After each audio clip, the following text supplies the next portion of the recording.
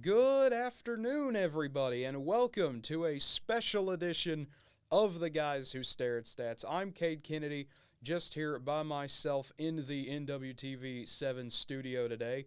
If you like what you heard so far, please be sure to like the video and subscribe to the channel, whether it be the NWTV7 YouTube channel or the Guys Who Stare at Stats channel located in the description of the video. Now, on to the episode. Well, everybody, it is a good day for OU fans all across the nation because the softball team has won their 6th national title. And as much as I would love to just do a show celebrating that national title and nothing else, because I mean now my shirt is outdated. Now I got to get a new one. This is what happens when you win too much. You got to buy new shirts. We've got other news to talk about. We do have a little bit of breaking news an hour and a half ago that came in to talk about, being that Cincinnati, Houston, UCF have officially reached their exit deal with the American Athletic Conference, meaning that officially on July 1st, 2023, in 13 months, we will see the new look of the Big 12. So this will be the final college football season where the Big 12 is what it is now. It feels like almost every decade the Big 12 changes now. In the 90s, you had the death of the Big 8 and Southwest Conference merging to create the Big 12. Then in the 2010s, you had the realignment of Nebraska, Colorado, Missouri, Texas A&M leaving. And now here we are for the 2020s, and we're getting another round of realignment where Cincinnati, Houston, UCF, and BYU will officially join. Now, this is an interesting time because Oklahoma and Texas are slated to join the SEC in 2025. So the thought process would be that these 4 new schools would play OU and Texas for 2 years.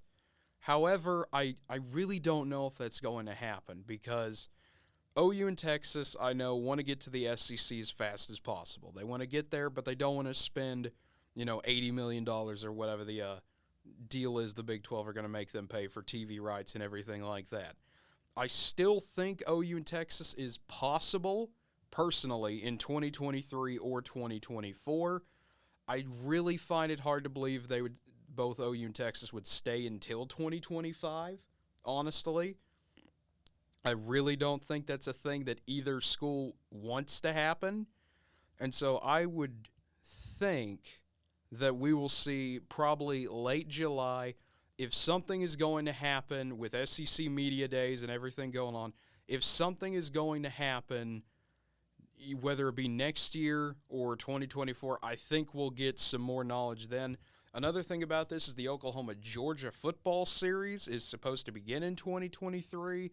There have been rumors that I've heard that game may not be played in 2023, whether that be because of Oklahoma and Georgia being conference members, whether it be some other reason of either Georgia trying to back out of the game or whatever else going on there. So it will be something to keep an eye on, and it always is interesting. I'm a big fan of conference realignment news, as you probably know by this point, so I love keeping up with little things like this, and it's one of those things that makes college football unique. You don't really have this in other leagues where people jump across every other time, especially in North American sports. So it's one of the few times where we see new universities move in to play other universities. I'd like to see an OU Cincinnati series. I'd like to see an OU UCF series. I'd like to see an OU BYU series, but at the same time, I'm ready to play Alabama and Georgia and Florida and Arkansas and LSU and all those fun matchups as well. So if OU could get to the SEC as soon as possible, I would like to see that personally as an OU fan, but I really think it's going to be 2024. I still think 2024, 2023, I feel like it's going to be the OU to the SEC move. But, of course, nothing is official on that, so we'll have to wait and see.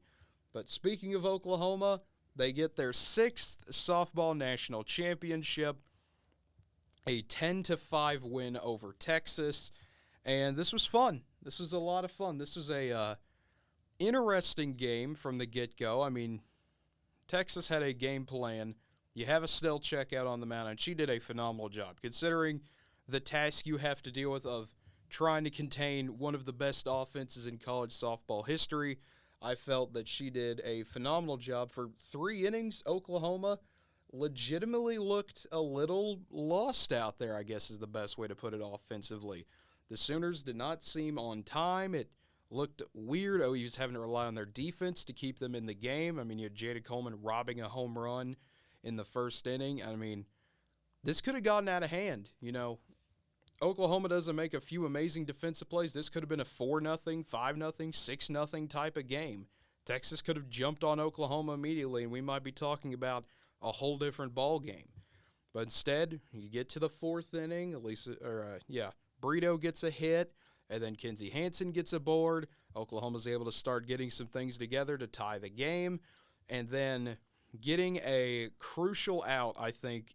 I really say the turning point of this game was the bottom of the 4th inning, where you get a double for Texas that should have been a double. Let me rephrase that here. We're trying to get a double where Smith gets a single out to right center field, comes around trying to get to second, but was not there to get to second base, and she gets tagged out.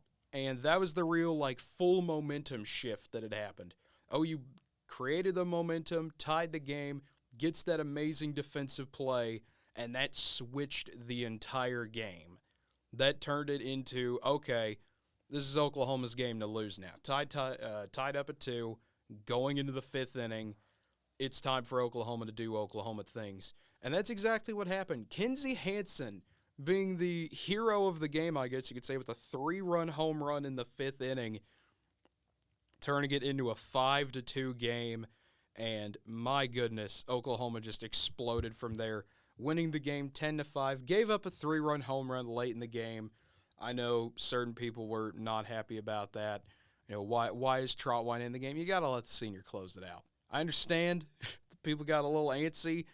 I was a little antsy too. I don't like giving up late stuff like that. But at the same time, you got to let the senior finish it off, I would think. But 10-5, Oklahoma wins it. And I mean, just the main contention with Oklahoma this year, you have a record of 59-3. That is the best record Oklahoma has ever posted in softball of the 6 national championship teams. And I really think there's a good argument for this being the greatest Oklahoma softball team of all time, and possibly the greatest softball team of all time. When you look at some of these 90s UCLA and Arizona teams and 80s UCLA teams, they're a lot more different, I guess you could say. Softball was in a different place back then. This is definitely the greatest offense of all time, I guess you could say, for Oklahoma these last 2 years, or pick a year, 2021 or 2022. You really can pick either one. But I would make a case that because of not only the pitching they've had this year, the offense they've had, and how they've been able to pretty much run through everybody, and how, I mean, this was a 10-2 game in the 6th inning. This would have been a run rule. Oklahoma beat Texas 16-1 in the first game. That would have been a run rule. You had 40 run rules on the season and could have had 42 if the rules allowed it. I've never seen a softball team as dominant as this. We may never see a softball team as dominant as this again, as more than likely the greatest player in the sport of softball. I don't know how long Ala will be remembered as that, because, I mean, Tiara Jennings is already trying to chase her down and is halfway there. But when you see the GOAT of college softball in Jocelyn Alo, and you see some of the insane pitching that Oklahoma's had this year with Jordy Ball, Hope Trotwine, Nicole May, what else do you want me to say? This is the greatest softball team of all time. And I'm glad to have watched them, to see some of the best players ever to play the game, all on one team. And Oklahoma's going to be back. They do lose quite a bit. You're not going to see some of the offense, I think, next year for the Sooners. But, they'll still be top 5, I think, maybe even top 3. They'll still be in contention for a national championship, of course. But it really will be something special to be remembered for Oklahoma, going back-to-back in 2021, 2022. And I think that just shows how dominant OU softball is. In the last 6 years, OU has made the national championship game 5 times. They made it to that series 5 different times: 16, 17, 19, 21, and 22. It is absolutely ridiculous what Oklahoma has been able to do in college softball. And there will be a lot of statues built probably in the next 5 years. I know I've seen, build Jocelyn Allo a statue, build Patty Gasso a statue, get Lauren Chamberlain a statue. I mean, everyone's going to have a statue. We might legitimately have more statues for this new softball stadium than Heisman Park at Oklahoma. That's a legit possibility with how many elite players have come through the program, and it has just been so fun to watch as an OU fan. And it'll continue to be fun to watch. College softball continues to grow. I've said it before, and I'll say it again. Oklahoma is a softball state and is the softball state. It is a softball state because of the talent the state produces, but it's also the softball state because of Oklahoma winning another national title, Oklahoma State making the Final Four, essentially getting to the semifinals, the run they've been able to have, Rogers State winning a Division II national championship, Rogers State in Claremore, Oklahoma, and UCO finishing in the Super Regionals in the NCAA D2 poll, finishing as a top 10 team, is number 9 in the country, UCO and Edmond. And then you look at even NAIA, Oklahoma City University wins a softball championship, and USAO out of Chickasha, University of Science and Arts, they finished top 3. They finished in the semifinals as well in the Final Four there. And even Seminole State College getting close to a national championship. Murray State getting close to a national championship in softball. There is so much good softball in this state. It is absolutely insane. There's more championship level teams in one sport in this state alone than there is anywhere else in the country. And that is something truly remarkable that really does need to be appreciated more. And if it was a bigger sport, I feel like people would, but softball continues to grow. It's something I hope people continue to invest in because you see, nearly football-like atmospheres, I guess you could say. As someone who's been around football my entire life, seeing 12,500 people show up, and it felt like an OU Texas football game. It really did. You could see the crowd into it, all the signs, the horns down, the everything from the OU fans like you would expect. One side happy, one side sad, as always with OU Texas. It really is getting more and more popular, softball is, and that's something I'm absolutely happy to see. And, as an OU fan, I hope OU continues their dominance. But it'll be really interesting to see what happens in the next few years to see, can Oklahoma continue the dominance that they've had? You have 6 national titles in 22 years. Patty Gasso's now 3 national titles away from breaking Mike Candrea's record for the most softball titles all time. They're 1 away from tying football. This is something I was talking about yesterday to one of my friends. Oklahoma football's got to be a little nervous that softball's getting close to catching up to them. Oklahoma football is actually a gateway drug to Oklahoma softball to see the real dominant sport. So it'll be interesting to see how this plays out over the next few years. I know Brent Venables was there for the OU Texas games. I wish they would have brought the golden hat to the game. I know they gave golden visors out, but I wish they would have brought the golden hat. How fun would that be to see the softball team wearing the golden hat? But that's about enough of me talking about OU softball. I could talk about this stuff all day. But moving on to the NHL, Game 5 last night also going on. Tampa Bay getting a 3-1 win over the New York Rangers in a game that kind of went how I thought it would. Back and forth the entire game. Ryan Lindgren halfway through the second period gets the show started for the Rangers with a goal, makes it 1-0, and good old Mikhail Sergachev for the Bolts ties it up 7 minutes later. It's 1-1 going into the third period, and then the Lightning did what I said the Lightning would do. Final 10 minutes of the game, they turn it on. They turn back into their championship caliber team we've seen forever. And Palat and Hagel getting back-to-back goals in 2 minutes to get a 3-1 win and bringing the series back to Tampa with a chance to close it out. This is something that I know Andrew and I both predicted this on the show. Tampa's got a real good shot at closing this thing out now. They really do. But, you look at stats-wise, everything was pretty similar. Tampa Bay had 2 more shots, had 4 fewer hits, had 4 fewer penalty minutes, but won 6 more faceoffs. So both teams pretty similar. I wouldn't say there was one main key difference that separated the two. It was just Tampa Bay did what Tampa Bay does best. In the clutch, they execute, and that's what you have to do to win these big-time games. So looking at Game 6, which is tomorrow night at 7 o'clock on ESPN, back in Tampa, Lightning are favored as you would expect, and I think they take it. I think they have all momentum riding right now.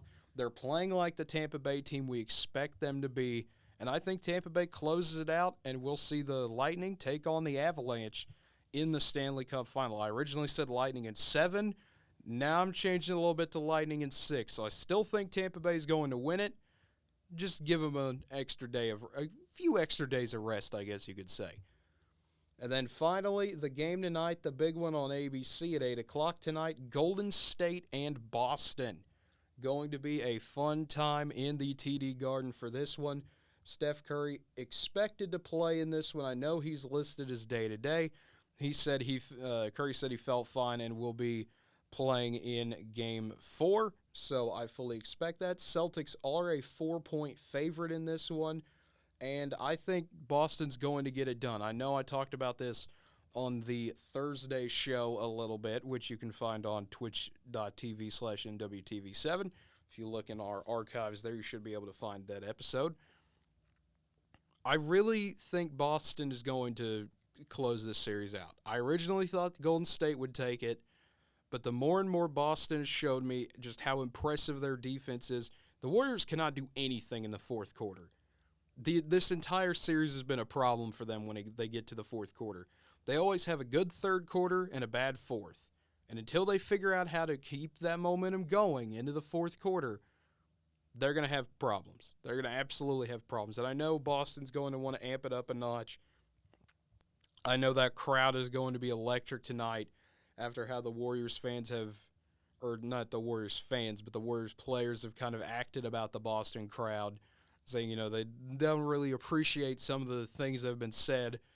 They're going to take it to a whole nother level. They absolutely are. You're just poking the bear at that point. You don't want to get them started or swarmed into a frenzy, but that feels like exactly what's going to happen. So I expect Boston to come in and play well tonight and get the win. I really want to see how the Warriors adjust. I honestly wouldn't mind, if Draymond starts struggling or something like that, trying to play a weirder small ball version, maybe get Curry, Claypool, Wiggins out there and maybe keep Looney in or something like that. I really don't know what you can do if you're Golden State that you haven't already done. They've tried doing some other stuff. I mean, even when Steph Curry and Klay Thompson play well, you've got to have a third and fourth guy almost to step up when a Marcus Smart catches fire or an Al Horford plays well or, even Time Lord Robert Williams plays well or Grant Williams even. When someone else steps up for Boston, Golden State's going to need 4 guys to step up. When only 2 step up with Boston and Brown and Tatum, then maybe you can win it with 3 players in 20 figures. But until you figure out how to stop Boston, I like the Celtics in this one. I really do. It's going to be an interesting game for sure because if Boston takes this, you're up 3-1 going back to San Francisco, and you have an opportunity to close Golden State out. Of course, the Warriors win. You even it out at 2 and feel a lot better about yourself going back home. But that will be all for today. Just a little edition of the show. Not a whole lot to talk about in this one, especially with no one else here. Andrew on his way to St. Louis, and I know Connor was busy with other things as well. Such is life. But until next time, for myself, for pretty much everyone here at NWTV7, we thank you for watching as always. If you did like what you heard today, please sure to give us a follow here on Twitch. Subscribe to the NWTV7 YouTube channel. Like the video there. Subscribe to our The Guys Who Stare at Stats YouTube channel as well. Link to that will be in the description below. If you want to know what time we start, usually Tuesday to Thursday at 5:30 here on twitch.tv/NWTV7. If you want other updates, follow us on Facebook, Twitter, Instagram, or TikTok. Until next time, have a good one, everybody.